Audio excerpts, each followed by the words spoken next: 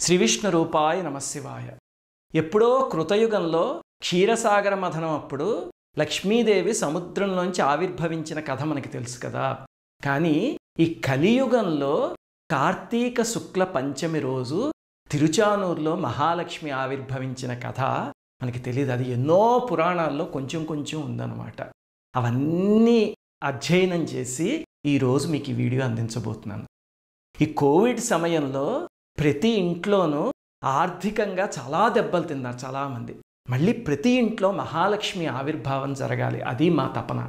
అందుకని వీడియోలో తల్లి ఆవిర్భావం గురించి చెప్పుకుందాం. మనం గతంలో ఎన్నో పురాణాలు వెతికి స్వామి ఆవిర్భావం గురించి ఒక వీడియో చేసుకున్నాం కదా. మరి ఆయన గురించి వీడియో చేసేసి అమ్మ గురించి వదిలేస్తే అమ్మ ఊరుకుంటుందా? అందుకని ఎన్ని పురాణాలు వెతికించిందో తల్లి. అసలు తిరుచానూరులో ఉన్నది అలిమేలు మంగమ్మ, పద్మావతి దేవ, లక్ష్మీదేవ అని మనకి సంశయం వస్తుంది. అలాగనే తిరుమల కొండ మీద స్వామివారితో పాటు ఇంక అమ్మవారు ఉండరు చూడండి. అమ్మవారు లేకుండా అసలు విష్ణుమూర్తి ఆలయం ఎక్కడైనా ఉంటుందా? ఎందుకు అలా ఉందండి అని మనకి ఎన్నో సందేహాలు వస్తాయి కదా. అవన్నీ ఈ వీడియో మీరు ఓపిక్గా చూసారంటే కనుక మీకు పరిష్కరింపబడతాయి. ఈ వీడియోని చిన్న చిన్న ముక్కలుగా అప్లోడ్ చేయడం మాకు ఇష్టం లేదు. అందుకే పెద్ద వీడియో అయినా సరే ఒకేసారి పెడుతున్నాం. ఓపిక్గా చూసి అమ్మవారి అనుగ్రహాన్ని పొందండి. సరే, ఇప్పుడు అలిమేలు మంగమ్మ చరిత్ర తెలియాలి అంటే మనకి 6 లక్ష్మీ స్వరూపాల గురించి తెలియాలి. షడ్లక్ష్ములు అంటారనమాట. ఆ 6 తెలిస్తే అప్పుడు అర్థమవుతుంది. మొట్టమొదటి లక్ష్మి వేదలక్ష్మి. ఈ కథ జరిగింది త్రేతాయుగం సమయంలో. ఏం జరిగిందండి అంటే త్రేతాయుగంలో కుశధన్వుడు అనే ఒక మహనీయుడు, ఒక మహర్షి, ఒక ఆయన ఉండేవారు. ఆయన ఇప్పుడు వేదాధ్యయనం చేస్తూనే ఉండేవారు. అయితే ఆయన వివాహం చేసుకోకుండా అలా ఉండిపోయారు. కానీ లక్ష్మీదేవిని తన కుమార్తె కింద పొందాలి అని ఆయనకి తపన. ఎలా పొందుతారు మరి? ఒకసారి ఏమవుతుందంటే ఆయన వేదాధ్యయనం చేస్తూ ఉండగా ఊర్వశి అటు పక్క నుంచి వెళ్తూ ఉంటుంది. ఆ సౌందర్యం చూసి ఈయన మనస్సు ఒక్క క్షణం చెలిస్తుంది. వెంటనే రేతస్కరణమయ్యి అందులోంచి ఒక కుమార్తె పుడుతుంది. లక్ష్మీదేవి భూమి మీదకి వచ్చి పుడుతుంది అనమాట. వేదం చదువుతూ ఉండగా పుట్టింది కాబట్టి ఆ తల్లికి వేదవతి అని పేరు పెట్టారు. తల్లి పుట్టినప్పటి నుంచి నారాయణుడి మీదే మరి ధ్యాస. లక్ష్మీదేవి కదా మరి దిగొచ్చింది. దాంతో ఆవిడ తపస్సు చేసుకుంటూ ఉంటుంది. ఎక్కడో హిమాలయాల్లో తపస్సు చేసుకుంటూ ఉంటే రావణాసురుడు పుష్పక విమానంలో వెళ్తూ ఆ తల్లిని చూస్తాడు. ఆ తల్లిని చెరపట్టాలని ప్రయత్నించేసరికి ఆవిడ అగ్నిలో తనని తను ఆహుతి చేసేసుకుంటుంది. అగ్నిలోకానికి వెళ్ళిపోతుంది అనమాట. తన నిజస్వరూపంతో వెళ్ళిపోయి అక్కడ ఉంటుంది. ఆ తర్వాత రావణుడు సీతాదేవిని ఎత్తుకు వెళ్ళడానికి వస్తాడు కదా పర్ణశాలకి. అప్పుడు అగ్నిదేవుడు అసలైన సీతాదేవిని తన లోకంలో దాచిపెట్టి, ఎందుకంటే మానవకాంత కదా, ఆ కష్టాలు భరించలేదు అని చెప్పి ఈ తల్లిని తీసుకువెళ్ళి అక్కడ ఉంచుతాడు, రావణాసురుడికి అప్పగించి. ఆ తర్వాత లంకలో కష్టాలు పడ్డాదంతా మనకి తెలుసు కదా. తర్వాత ఏమవుతుంది, ఇదంతా అయిపోయి అగ్నిదేవుడు మళ్ళీ తీసుకొచ్చి సీతమ్మని అగ్ని ప్రవేశం అప్పుడు ఇచ్చేశాక అసలైన సీతమ్మని అప్పుడు సీతమ్మ అంటుందన్నమాట, ఇన్ని కష్టాలు పడ్డావు కదా నా కోసము, నీకు ఏ వరం కావాలో కోరుకో అని. అంటే ఇంకే వరం కావాలి, ఆ నారాయణమూర్తిని ఆ భర్త కింద పొందాలి అని. అంతే కదా, ఆవిడ తపన అదే. అప్పుడు స్వామి అంటారు, నేను ఈ యుగంలో ఏకపత్ని వ్రతాన్ని పొందున్నాను, అందుకని తర్వాత కలియుగంలో నేను మళ్ళీ పుడతాను, అప్పుడు నువ్వు నా భార్య కింద పుడుదుగేని అని చెప్తారు స్వామి. మనకి వెంటనే ఒక అనుమానం వస్తుంది, అంటే వాల్మీకి రామాయణంలో లేదు కదండి కథ, ఎక్కడి నుంచి వచ్చిందండి? ఇది కూర్మ పురాణంలో ఉంది. వ్యాస మహర్షి రాసింది అంటే చాలా ప్రామాణికం. వాల్మీకి రామాయణం మొత్తం కథ అంతటినీ చెప్పలేదు. రాముల వారిని సీతమ్మని ఒక యాంగిల్లోంచి చూపించింది అంతే. ఇంకా మిగతా యాంగిల్స్లోంచి తీసినవే మిగతా వ్యాస మహర్షి ఇచ్చిన పురాణాలన్నీ. సరే, ఇంతకీ ఎందుకండి విష్ణుమూర్తి ఆ వరం ఇవ్వడము అంటే కలియుగంలో మన దగ్గరికి దిగి రావడానికి ఒక కారణాన్ని కల్పించుకున్నాడు స్వామి. ఆ క్షణం నుంచి అమ్మవారు వేదలక్ష్మి అనే సూక్ష్మ శక్తి రూపంలో భూమి మీద ఉండిపోయింది. ఎప్పుడో త్రేతాయుగం నుంచి ఉండిపోయి స్వామి కలియుగంలో అవతారం ఎప్పుడు తీసుకుంటారో, ఆయన్ని ఎప్పుడు పరిణయం ఆడాలి అని ఆ తల్లి వేచి ఉందన్నమాట. ఆ శక్తి స్వరూపం ఎలా స్వామిని పరిణయం ఆడింది అనేది తర్వాత చెప్తాను. కానీ మీరు ఈ అమ్మవారిని చూడాలంటే కనుక ఒకే ఒక్క చోట చూడటానికి కుదురుతుంది. మనకి తిరుమల దగ్గర నాగలాపురం అని ఒక ప్రదేశం ఉంది. అక్కడ వేదనారాయణ స్వామి అనే స్వరూపంతో మత్స్యావతారంతో ఉంటాడు స్వామి, చూశారు కదా. ఆ ఆలయంలో నైరుతి మూల వేదవల్లి అనే అమ్మవారి ఆలయం ఉంది. అక్కడ మీకు ఈ అమ్మవారు మామూలు మనకి మాంసనేత్రానికి కనిపించే స్వరూపంలో ఉంటారు. కానీ భూమి మీద మాత్రం త్రేతాయుగం నుంచి వేచి ఉన్నారు. ఇప్పుడు ఆ సంగతి పక్కన పెట్టండి. రెండో లక్ష్మీ స్వరూపం శ్రీవత్సలక్ష్మి గురించి చెప్పుకుందాం. శ్రీవత్సలక్ష్మి అంటే స్వామి హృదయం మీద పుట్టుమచ్చ ఆకారంలో ఉన్న లక్ష్మీదేవి. అది కూడా లక్ష్మీ స్థానం, లక్ష్మీ స్వరూపం. అయితే భృగు మహర్షి ఒకసారి వైకుంఠానికి వస్తాడు కదా, ఆ కథ మనకి తెలుసు. సామాన్యంగా మనకి సినిమాల్లో ఏమిటంటే కమర్షియలైజ్ చేసేసి ఆయన వచ్చే సమయానికి లక్ష్మీనారాయణలు ఇద్దరు పాటలు పాడుకుంటున్నట్టుగా ఉంటుంది దురదృష్టవశాత్తు. కానీ వాళ్ళిద్దరూ అప్పుడు సరససల్లాపాలు ఆడుకోవట్లే. అసలు అప్పుడు వాళ్ళిద్దరి మధ్య ఒక వాగ్వివాదం జరుగుతోంది అని చెప్పి పురాణంలో ఉంది. ఏమిటంటే స్వామి అంటారు, లక్ష్మి కలియుగం వచ్చింది, మనం అవతరించాల్సిన సమయం ఏర్పడింది, ఈసారి నువ్వు కిందకి వెళ్ళు, నిన్ను అనుసరించి నేను వస్తాను అంటారు. అనేసరికి ఆ తల్లి కంగారు పడిపోతుంది. స్వామి అదేమిటి, ప్రతి అవతారంలోనూ మీరు ముందు వెళితే నేను తర్వాత వచ్చి మిమ్మల్ని వివాహం ఆడి మీ చేత దుష్టుల్ని శిక్షింపజేస్తూ ఉంటాను, మరి ఈ అవతారంలో నన్ను ముందు వెళ్ళమంటారు ఏమిటి స్వామి అని. స్వామి అంటారు, దేవి ఇప్పటిదాకా మనం ఎత్తిన అవతారాలన్నీ ఒక ఎత్తు, ఈ అవతారం ఒక ఎత్తు. ఎందుకంటే ఇదేదో దుష్ట శిక్షణ చేసేసి మళ్ళీ మనం వైకుంఠానికి వచ్చేసే అవతారం కాదు. ఈ కలియుగంలో దుష్టుల్ని శిక్షిద్దామని చూస్తే భూమి మీద ఒక్కడు కూడా మిగలడు. ఎందుకంటే ప్రతి వాళ్ళలోనూ ఏవో ఒక దుర్గుణాలు ఉంటూనే ఉంటాయి. మనం చేయాల్సింది వాళ్ళ మనస్సు మార్చాలి. అలాగే వాళ్ళ వల్ల మన భక్తులకి అపకారం జరగకుండా కాపాడుకోవాలి. అది మన బాధ్యత. అందుకని నువ్వు వెళ్ళు, నేను తర్వాత వస్తాను. ఈ అవతారంలో నాకు ప్రత్యేకమైన పేరు ఉండదు, నీ పేరే నా పేరు, శ్రీనివాసుడు అని అవతారం ఎత్తుతాను నేను అని చెప్పి వెళ్ళమంటారు. అప్పుడు ఆ తల్లి అంటుంది, స్వామి నీ అడబాటు నేను భరించలేను, నేను ముందు వెళ్ళడం ఏమిటి, ఎప్పుడో అప్పుడు నువ్వు వచ్చి నన్ను కలుసుకోవడం ఏంటి, వద్దు స్వామి అని అంటే ఆయన అంటారు, లేదు దేవి నువ్వు ముందు వెళ్ళు, నేను మానవావతారంలో కిందకు వస్తాను, అప్పటిదాకా మామూలు మనిషిలా ఉన్నవాడిని, నిన్ను కలుసుకున్నాక నా ప్రకాశం నాకు వస్తుంది అని స్వామి వెళ్ళంటారు. అమ్మవారు వెళ్ళనంటారు. ఈ వాగ్వివాదంలో ఉండగా భృగు మహర్షి వచ్చి స్వామిని ఇక్కడ తంతాడు. తంతే స్వామి ఆయన పాదాలు పుచ్చుకుని ఒత్తుతారు. అంతే. ఆ తర్వాత అమ్మవారికి ఆగ్రహం వచ్చేస్తుంది. నేను నివాస స్థలం నాదిది, అక్కడ ఆ మహర్షి తంతే మీరు ఏమనరా ఆ మహర్షిని, కాళ్ళు పడతారా, ఇదేనా మీరు నాకు ఇచ్చే గౌరవం అని చెప్పి ఆ తల్లి ఆగ్రహించి భూలోకానికి వెళ్ళిపోతుంది. అంటే చూడండి, భృగు మహర్షి తన్నడం అనేది స్వామి కల్పించిన లీలా నాటకం ఆ తల్లిని కిందకి పంపించడానికి. వెళ్ళిపోయే ముందు ఆ తల్లి ఒక మాట చెప్తుంది, తమోగుణ భూయిష్ఠుడైన మహర్షి నన్ను కాలితో తన్నాడు కదా, మళ్ళీ నా శుద్ధ సత్వస్వరూపాన్ని పొందాకనే నేను వైకుంఠానికి వస్తాను, అప్పటిదాకా రాను అని చెప్పి వెళ్ళిపోతుంది. ఇది చాలా జాగ్రత్తగా గుర్తుపెట్టుకోండి. అసలు తిరుమల చరిత్ర మొత్తానికి ఈ వాక్యమే మోస్ట్ ఇంపార్టెంట్. సరే, అమ్మవారి కిందకు వచ్చాక ఎక్కడికి వెళ్ళిందండి అంటే మనం వెంటనే చెప్పే మాట ఏముందండి, కొల్హాపురం వెళ్ళిపోయింది అంటాం. అది మనకి పురాణం తెలియక. అసలు అక్కడ ఒక విచిత్రం జరిగింది. అమ్మవారు అక్కడి నుంచి అమెరికా వెళ్ళారు. ఇదేమిటండి, లక్ష్మీదేవి అమెరికా వెళ్ళారు, మా జీవితంలో ఎప్పుడు మేము వెళ్ళలేదు. అలాంటి వినని రహస్యాలు చెప్పడానికే కదా ఈ వీడియో. ఎక్కడికి వెళ్ళారంటే అమ్మవారు కపిల మహర్షి ఆశ్రమానికి వెళ్ళారు. దాన్నే కపిలారణ్యము అంటారు. అది పాతాళ లోకంలో ఉంది. అంటే ఇప్పుడు అమెరికాలో కాలిఫోర్నియా అనే ప్రదేశం ఉంది చూడండి, అది ఆ ప్రదేశం. సామాన్యంగా నన్ను కొంతమంది ఒక ప్రశ్న అడుగుతూ ఉంటారు అస్తమానం, అదొక రకమైన వ్యగ్రతతో అడుగుతూ ఉంటారు, ఏమండి దేవతలందరూ భారతదేశంలోనే పుట్టారా, ఇంకే దేశాల్లోనూ పుట్టలేదా దేవతలు, ఎక్కడా లేరా అని ఒక వ్యగ్రతతో అడుగుతూ ఉంటారు ప్రశ్న. లక్ష్మీదేవి కాలిఫోర్నియాలోనూ ఉన్నారు, కొల్హాపూర్లోనూ ఉన్నారు. కానీ మన కొల్హాపూర్లో ఉన్నారు అని తపస్సు చేసి మహర్షులు గ్రహించి ఆ విషయాన్ని మనకు అందించారు, మనం ఆరాధిస్తున్నాం. అక్కడ గ్రహించడానికి ఎవ్వరూ లేరంత తపస్సంపన్నులు. అందుకే అది రహస్యంగా అలా ఉండిపోయిందంతే. కాలిఫోర్నియా పక్కనే చూస్తే మీరు యాష్ హిల్ అని ఒక ప్రదేశం ఉంటుంది.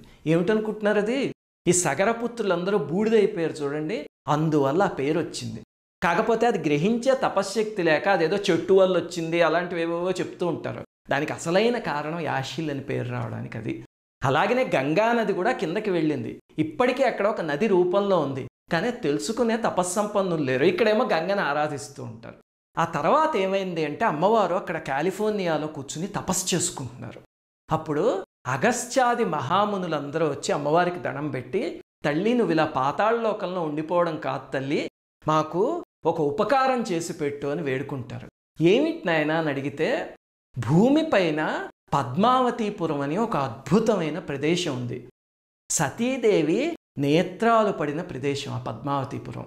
బ్రహ్మదేవుడు ఒకసారి 3 మానసపుత్రుల్ని సృష్టించాడు, గయుడు, లవణుడు, కోలహుడు అని. వాళ్ళు 3 దురదృష్టవశాత్తు రాక్షసులైపోయారు.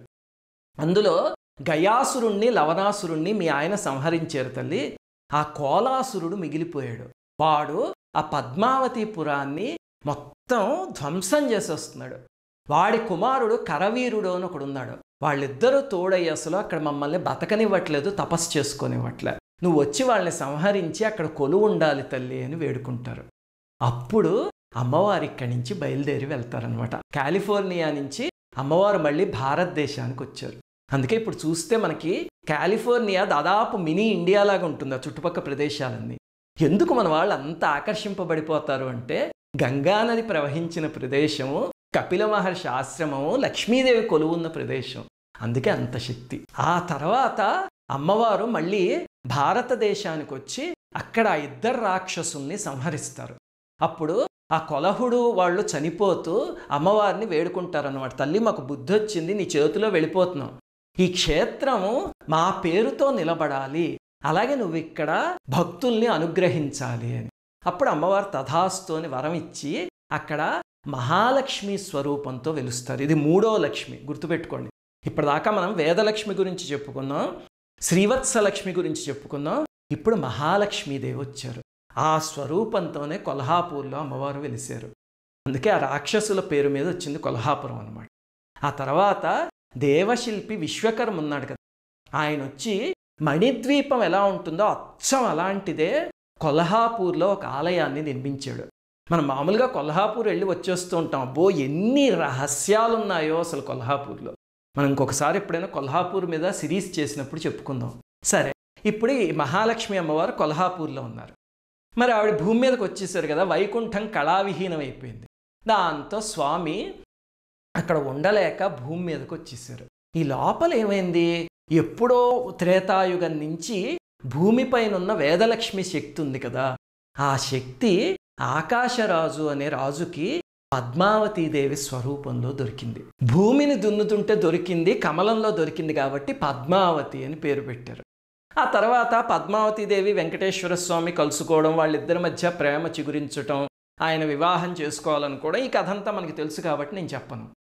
అప్పుడు కుబేరుడి దగ్గర అప్పులు ఎందుకు చేశాడంటే స్వామి, మహాలక్ష్మీదేవి కొల్హాపురంలో ఉండిపోయింది, మహాలక్ష్మి శక్తి. మరి ఇంకా ఆయన దగ్గర శక్తి లేదు, అందుకని అప్పు చేయాల్సి వచ్చింది.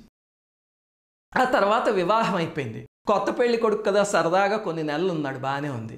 కానీ పద్మావతీదేవి లక్ష్మీదేవి అంశారూపం అంతే, పూర్ణ అవతారం కొల్హాపూర్లో ఉండిపోయింది. మరి ఆ లక్ష్మి లేకపోతే ఆయనకి ఎక్కడ సంతోషం ఉంటుంది? ఆవిడే కదా మహాలక్ష్మి, ఆయన హృదయం అంతా కొలు ఉండాల్సిన లక్ష్మి. దాంతో పద్మావతీదేవి దగ్గర అనుమతి తీసుకుని, దేవి నువ్వు ఇక్కడే తిరుమల కొండ మీద ఉండు, వకుళాదేవి ఆశ్రమంలో, నేను వెళ్ళి లక్ష్మీదేవిని తీసుకొస్తాను అని చెప్పి స్వామి వెతుక్కుంటూ కొల్హాపురం బయలుదేరారు. విచిత్రం ఏమిటంటే, అక్కడ నేను చెప్పాను కదా మణిద్వీపంలాగా ఆలయం ఉంది అని, అక్కడికి వెళ్తే దేవతలందరూ కనిపించారు ఆయనకి. అక్కడ అమ్మవారు కొలువై ఉన్నారు కానీ స్వామికి కనిపించలేదు. విచిత్రం. లక్ష్మీదేవి కొల్హాపూర్లో కొలువై ఉండి తన భర్త వెంకటేశ్వర స్వామికి కనిపించలే.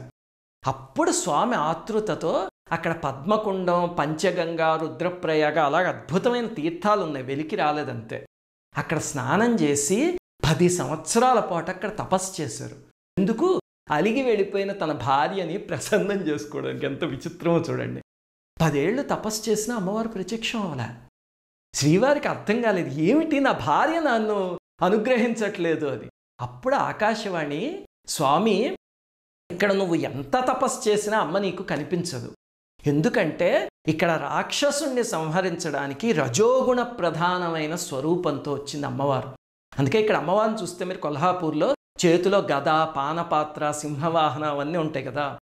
అందుకని అమ్మ ఇప్పుడు నీకు కనిపించదు స్వామి, శుద్ధ సత్వ స్వరూపంలోనే కనిపిస్తుంది నీకు.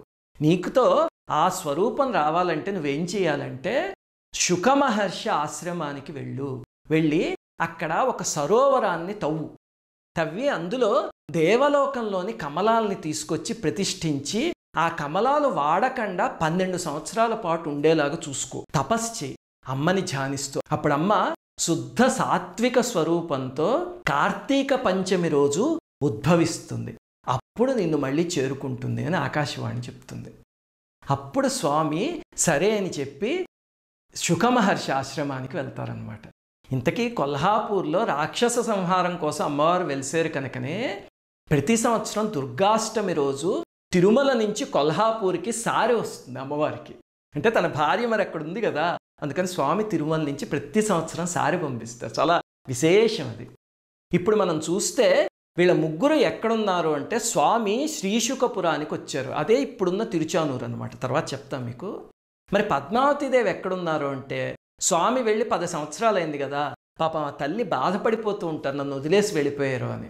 అప్పుడు వకుళమాత, నువ్వు బాధపడకమ్మా, నువ్వు సామాన్యురాలివి కాదు, నువ్వు తపస్సు చెయ్యి, చేస్తే కనుక మీ ఆయన వెంటనే వస్తారు అని చెప్పి ఆవిడ చేత తపస్సు చేయిస్తారు.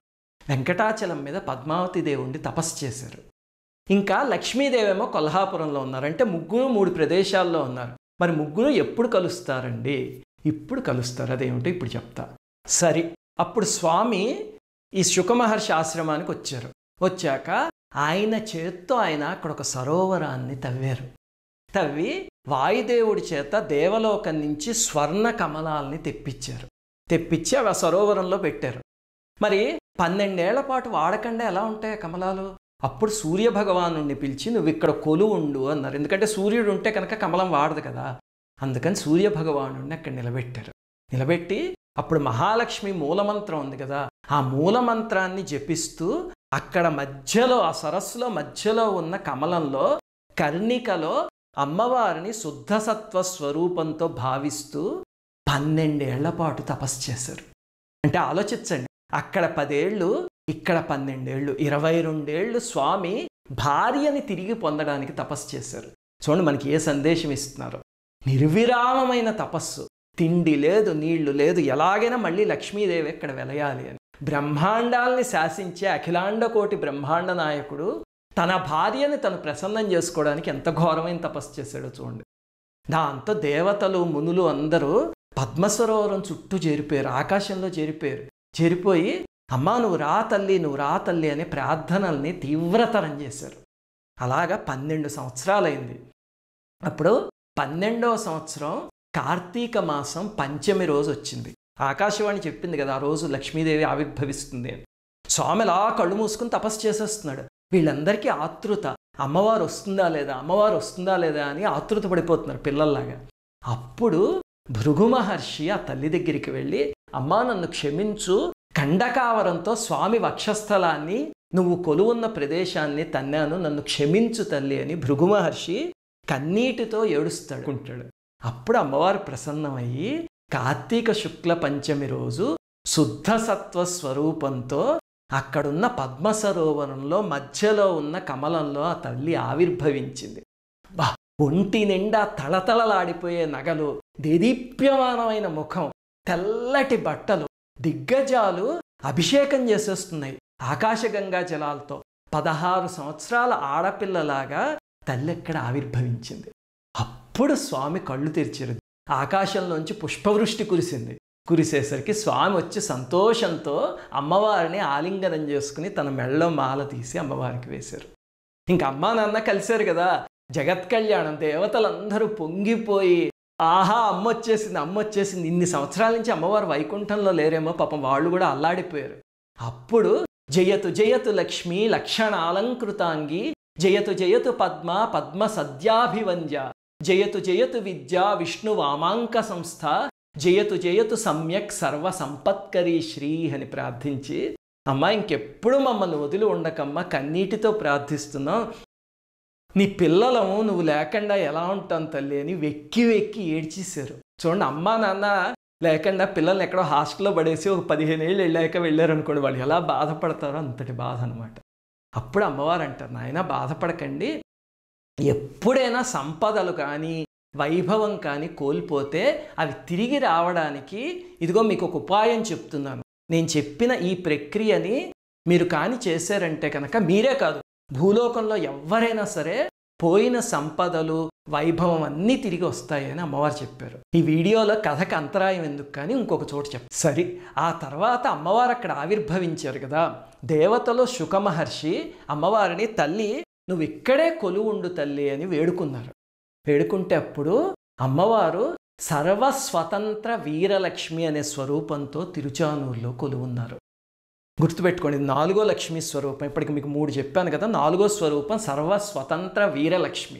అంటే ఇక్కడ తల్లి ఒక్కరే కొలువు ఉంటారు అనమాట. స్వామివారి విగ్రహం తర్వాత వేరే ఆలయంలో ఎవరో పెట్టారు, అవన్నీ మీకు తర్వాత చెప్తా. కానీ ఇక్కడ ఉత్సవాలు అవన్నీ అమ్మవారికి మాత్రమే స్వతంత్రంగా జరుగుతాయి. అది తిరుచానూరు ప్రదేశం.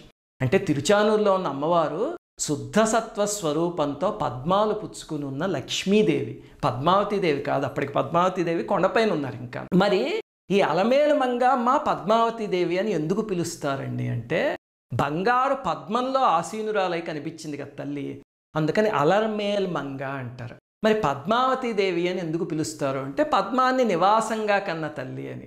చూడండి, అసలు రమణీయమైన హృద్యమైన నామం పద్మావతీదేవి. ఎంత చక్కటి నామం. ఈ కాలం ఫ్యాషన్లు పెరిగిపోయి పద్మ, లక్ష్మి, సీత, రుక్మిణి, పార్వతి అలాంటి పేర్లు ఎవరు పెట్టుకోరు, అన్ని దిక్కుమాలిన పేర్లు. అసలు చూడండి, పిల్లకి పద్మావతి అని పేరు పెట్టుకుని రోజు పద్మ పద్మ అని పిలవడం మొదలుపెట్టారనుకోండి, అమ్మవారికి లక్ష్మీ అష్టోత్తరం చేసేసినట్టే రోజు 100 సార్లు పిలిచారంటే. అంత రమణీయమైన పేరు. తిరుచానూరులో ఉన్న అమ్మవారు ఆకాశరాజు కుమార్తె పద్మావతీదేవి కాదు, పద్మావతి అని పేరున్న లక్ష్మీదేవి అనమాట. ఈసారి తిరుచానూరు వెళ్తే కనుక మనం మామూలుగా ఏదో దర్శనం చేసుకొచ్చేస్తాం. ఒక్కసారి చూడండి, అక్కడున్న పుష్కరిణిని స్వామి చేతితో తవ్వారు. ఆ మధ్యలో మండపం ఉంది. ఇప్పుడు అక్కడే పద్మంలో అమ్మవారు ఉద్భవించారు. మరి అలాంటి పుష్కరిణిలో ఒక్కసారి స్నానం చేస్తే మన దరిద్రాలన్నీ తీరిపోవు. ఈసారి వెళ్ళినప్పుడు తప్పకుండా చేయండి. అలాగే అమ్మవారు ఉద్భవించిన కార్తీక పంచమి రోజు తిరుమల కొండపై నుంచి సారే చీర అవన్నీ వస్తాయి అమ్మవారి కోసం, స్వామి పంపిస్తాడు. అంటే మనకి ఇస్తున్న నీతి ఏమిటి? నీ తప్పు వల్ల భార్య దూరం అయిపోతే ఎంత కష్టపడైనా మళ్ళీ ఆ భార్యను తెచ్చుకో, అలాగే భార్య పుట్టినరోజు కనీసం ఒక చీర కొనిపెట్టు అని స్వామి చెప్తున్నాడు మనకి. చూడండి, ఇది ఈ కథలోంచి నేర్చుకునేది. భార్యను ఎలా గౌరవించాలో స్వామి చూపించారు. సరే, ఆ తర్వాత ఏమైందండి? ఇది చాలా జాగ్రత్తగా వినండి. వింటే మీకు తిరుమలలో ఎప్పుడూ తెలియని రహస్యాలు తెలుస్తాయి. అమ్మవారు ఏం చేశారంటే, అక్కడ సర్వస్వతంత్ర లక్ష్మి అనే రూపంలో ఉన్నా సరే స్వామిని ఇంకా ఎడబాసి ఉండకూడదు అని వ్యూహలక్ష్మి అని ఒక స్వరూపం తీసుకుని స్వామి గుండెల పైన కొలువున్నారు. అది శుద్ధ సత్వ స్వరూపం అన్నమాట. అందుకే మీరు తిరుమలలో ఒక విచిత్రం చూస్తే స్వామి వక్షస్థలం ఇలా ముందుకు వచ్చినట్టుగా ఉంటుంది, ఉబికి ఉన్నట్టు. దీనివల్లే కొంతకాలం క్రితం 12వ శతాబ్దంలోనూ అక్కడ అసలు తిరుమలలో ఉన్నది అమ్మవారి స్వరూపం అని చెప్పి అక్కడ బలులు ఇచ్చేయడం, ఇదంతా మీకు 12వ శతాబ్దం వీడియోలో ఒకటి చెప్పాను కదా, రామాంజుల వారు వచ్చి అలా చేశారు అని. ఎందుకు ఆ వక్షస్థలం అలా ముందుకుంటుంది అంటే, ఆ తల్లి వ్యూహలక్ష్మి స్వరూపం తీసుకునేటప్పుడు ఒక మాట చెప్పింది స్వామితో, స్వామి ఇక్కడి నుంచి నీ వక్షస్థలం మీద నేను కొలువుంటా, కొలువుండి భక్తులు ఏది కోరుకున్నా సరే మొట్టమొదట నాకు వినిపిస్తుంది, ఆ తరువాతే నీకు అందజేస్తాను ఆ విషయాన్ని అని చెప్పి అమ్మవారు అక్కడ కొలువు ఉన్నారు. అందుకే ఆయన వక్షస్థలం ఆయన చెవి కన్నా కొంచెం ముందుకుంటుంది అనమాట. అది విచిత్రం తిరుమలలో. తర్వాత ఈయన ఏం చేశారు, శుభ్రంగా అమ్మవారిని ఇక్కడ హృదయం మీద పెట్టుకుని కొండపైకి వెళ్ళారు. వెళ్తే అక్కడ పద్మావతీదేవి తపస్సు చేసుకుంటుంది కదా, మరి స్వామి రావాలని. అంతే, స్వామి రాక చూసి పొంగిపోయి వాళ్ళ ఏడ్చేసింది తల్లి. స్వామి ఏమిటి, వివాహం చేసుకోగానే నన్ను వదిలేసి వెళ్ళిపోయావా, ఇంకా అక్కడి నుంచి నీ సాన్నిధి లేదా, నాకు ఎంత బాధపడ్డాను అని ఏడిస్తే అప్పుడు స్వామి అనునయించి, దేవి నువ్వెవరనుకుంటున్నావు, సామాన్యురాలివా అని చెప్పి పూర్వజన్మలన్నీ గుర్తు చేశారు. చేస్తే ఆ తల్లి, స్వామి ఇంకెప్పుడు నిన్ను వదిలి ఉండలేను, నేను కూడా నీ హృదయంలో ఉంటాను అని చెప్పి భూతకారుణ్య లక్ష్మి అనే రూపాన్ని తీసుకుని ఆ వ్యూహలక్ష్మి ఎక్కడున్నారో ఆ లక్ష్మీదేవితో పాటే కొలువు ఉన్నారు. చాలా జాగ్రత్తగా వినండి. ఇవి 5, 6 స్వరూపాలు. వ్యూహలక్ష్మి, భూతకారుణ్య లక్ష్మి. ఇప్పుడు షడ్లక్ష్ములు వచ్చారు, చూశారు కదా. అంటే మనం తిరుమల కొండ మీద స్వామి వక్షస్థలాన్ని చూస్తే అక్కడ లక్ష్మీదేవి, పద్మావతీదేవి ఇద్దరూ కూడా కొలువు ఉన్నారు. అందుకే శుక్రవారం నాడు స్వామికి అభిషేకం చేసే ముందు అక్కడ చందనం పెడతారు కదా, ఆ అచ్చు బయటికి తీస్తారు. అది ఎంత పవిత్రమైన అచ్చు అనమాట. ఇదిగో ఇక్కడ చూపిస్తున్నాను చూడండి. దానికి కారణం అదే, ఎందుకంటే ఇద్దరు లక్ష్మీదేవులు కొలువున్న ప్రదేశం అది. కానీ ఆ మధ్య అయితే ఇంకా ఈ అచ్చులకి డూప్లికేట్లు అమ్మేయడం మొదలుపెట్టారు. ఎందుకంటే ఇది అంత అపురూపమైంది కదా. నా అదృష్టం ఏమిటంటే మొన్న ఆ మధ్య తిరుమల వెళ్ళినప్పుడు ఒక తల్లి, అంటే స్వామి సేవలో ఎంతో మమైకమైపోయిన ఒక తల్లి ఒక అద్భుతమైన దర్శనం చేయించి ఆ శుక్రవారం తీసిచ్చిన ఈ అచ్చు ఇచ్చారు. అప్పటి నుంచి ఇది మా పూజా మందిరంలో నిత్యం పూజలు అందుకుంటోంది. ఇక్కడ ఉంటారు ఆ ఇద్దరు దేవేరులు. అందుకే మీరు చూస్తే ఏ వైష్ణవాలయంలో అయినా అయ్యవారితో పాటు అమ్మవారు ఉండి తీరతారు. కానీ తిరుమలలో ఎందుకు లేరు అంటే ఇద్దరు అమ్మవార్లు ఇక్కడే కొలువు ఉన్నారు. అందువల్ల ఈసారి తిరుమల వెళ్ళినప్పుడు స్వామితో పాటు ఆయన వక్షస్థలాన్ని దర్శిస్తే అప్పుడు ముగ్గురిని దర్శించినట్టే. సర్లేండి, హృదయం మీద ఉన్నారు, బాగానే ఉంది. మరి అమ్మవార్లిద్దరిని బయట ఆలయాల్లో చూడాలంటే అలాగా. తిరుచానూరులో ఏమో మన మహాలక్ష్మీదేవిని చూడొచ్చు. అలాగే నారాయణవనం అని ఒకటి ఉంది కదా, స్వామికి అమ్మవారికి పద్మావతీదేవికి వివాహమైన ప్రదేశం. ఆ నారాయణవనంలో మాత్రమే పద్మావతీదేవి ఉన్నారు. మీరు ఆలయం వెళ్తే నైరుతి మూల ఒక ఆలయంలో పద్మావతీదేవి కొలువు ఉన్నారు. ముగ్ధ మనోహరంగా ఉంటారు అమ్మవారు. చిన్నగాను ఉండి ఎండ కన్నెరగని కొత్త పెళ్లి కూతురు అనమాట. ఎప్పుడూ అమ్మవారు ఉత్సవాలకు కానీ దేనికి కానీ ఆలయం గడప దాటి బయటికి రారు. ఈసారి నారాయణవనం వెళ్ళినప్పుడు తప్పకుండా పద్మావతీదేవిని కూడా దర్శించుకోండి. ఇది అలమేలు మంగమ్మ ఎవరు, పద్మావతీదేవి ఎవరు, లక్ష్మీదేవి ఎవరో పూర్తి చరిత్ర. ఇప్పుడు ఈ వీడియో ముగించే ముందు కొన్ని విషయాలు చెప్తాను మీకు. అసలు మీకు ఒక అనుమానం వస్తుంది, ఏమంటే లక్ష్మీదేవే భార్య అయితే ఆయన కుబేరుడి దగ్గర అప్పు చేయడం ఎందుకు, ఈ వడ్డీ తీర్చడం ఎందుకండి అని, అంతేనా? అలాగనే స్వామి హుండీలో అన్ని కోట్ల డబ్బు ఎలా వచ్చి పడుతుంది, ఆ హుండీ రహస్యం ఏమిటి? ఇది పురాణంలో ఉంది, ఇప్పటిదాకా ఎవ్వరూ బయట పెట్టలేదు. మీకు ఆ రహస్యాలు కూడా చెప్తాను. అలాగే నేను ఇందాక చెప్పాను కదా, పోయిన సంపద రావాలంటే తల్లిని పూజ చేసేందుకు ఒక విచిత్రమైన ప్రక్రియ ఉంది. అవన్నీ మీకు రాబోయే వీడియోల్లో చెప్తాను. శ్రావణ మాసంలో ఒక ఉపాసన చేసినట్టుగా చూడండి వీడియోలు. నేను కూడా అంత భక్తితోనూ చెప్తున్నాను. మీరు అలా చూస్తే మీ ఇంట్లో తప్పకుండా మహాలక్ష్మి అనుగ్రహం మళ్ళీ కలుగుతుంది. శ్రీమాత్రే నమః. అందరికీ నమస్కారం. మన భారతీయ సనాతన ధర్మం గురించి, ఈ దేశంలోని మహనీయుల గురించి, ఆలయాల రహస్యాల గురించి ఎంతో పరిశోధన చేసి ఈ ఛానల్ని మీకు అందిస్తున్నాం. సబ్స్క్రైబ్ చేసి పక్కనే ఉన్న బెల్ ఐకాన్ని క్లిక్ చేయండి.